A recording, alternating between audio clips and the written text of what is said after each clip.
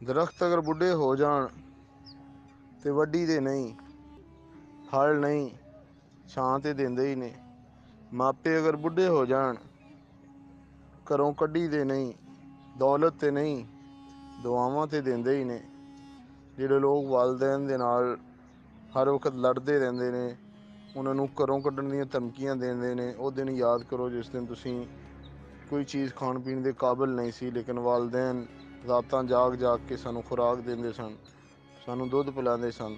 ਔਰ ਉਹਨਾਂ ਦੀਆਂ ਰਾਤ ਦੀਆਂ ਮਿਹਨਤਾਂ ਮੁਸ਼ੱਕਤਾਂ ਅਸੀਂ 1 ਸੈਕਿੰਡ ਦੇ ਵਿੱਚ ਖ਼ਤਮ ਕਰ ਦਿੰਦੇ, ਫਾਰਗ ਕਰ ਦਿੰਦੇ ਹਾਂ ਕਿ ਤੁਹਾਨੂੰ ਕੀ ਪਤਾ ਹੈ, ਤੁਸੀਂ ਘਰੋਂ ਨਿਕਲ ਜਾਓ, ਤੁਸੀਂ ਸਾਡੇ 'ਤੇ ਬੋਝ ਹੋ। ਅਤੇ ਬੋਝ ਤਾਂ ਅਸੀਂ ਜਦੋਂ ਛੋਟੇ ਹੁੰਦੇ ਸੀ ਉਹਨਾਂ ਦੇ ਬੋਝ ਸੀ, ਉਦੋਂ ਉਹਨਾਂ ਨੇ ਸਾਨੂੰ ਨਹੀਂ ਘਰੋਂ ਕੱਢਿਆ ਜਾਂ ਨਹੀਂ ਉਹਨਾਂ ਨੇ ਘਰੋਂ ਬਾਹਰ ਸੁੱਟਿਆ। ਅਤੇ ਅੱਜ ਉਹਨਾਂ ਨੂੰ ਸੰਭਾਲਾ ਦੇਣ ਦੀ ਜ਼ਰੂਰਤ ਹੈ। ਅਤੇ ਜਿਹੜਾ ਆਪਣੇ ਵਾਲਿदैन ਨੂੰ ਟਾਈਮ ਦਿੱਤਾ ਕਰੋ, ਉਹਨਾਂ ਦੇ ਨਾਲ ਪਿਆਰ ਦੀਆਂ ਬੋਲੀਆਂ ਬੋਲਿਆ ਕਰੋ, ਉਹਨਾਂ ਦੇ ਨਾਲ ਬੈਠਿਆ ਕਰੋ। ਔਰ ਕਦੀ ਇਹ ਨਾ ਕਿਹਾ ਕਰੋ ਕਿ ਘਰੋਂ ਨਿਕਲ ਜਾਓ, ਉਹਨਾਂ ਨਾਲ ਨਾਰਾਜ਼ ਨਾ ਹੋਇਆ ਕਰੋ। ਅਤੇ ਅਗਰ ਵਾਲਿदैन ਹਯਾਤ ਨੇ ਤਾਂ ਤੁਸੀਂ ਬਹੁਤ ਨਫੇ ਦੇ ਵਿੱਚ ਹੋ, ਮੁਨਾਫੇ ਹੀ ਮੁਨਾਫੇ ਨੇ। ਜਿਹੜੇ ਕੰਮ ਨੂੰ ਵੀ ਸ਼ੁਰੂ ਕਰੋਗੇ ਵਾਲਿदैन ਦੀਆਂ ਦੁਆਵਾਂ ਲਓ, ਅੱਲਾ ਬਰਕਤਾਂ ਪਾਏਗਾ, ਅੱਲਾ ਰਹਿਮਤਾਂ ਕਰੇਗਾ।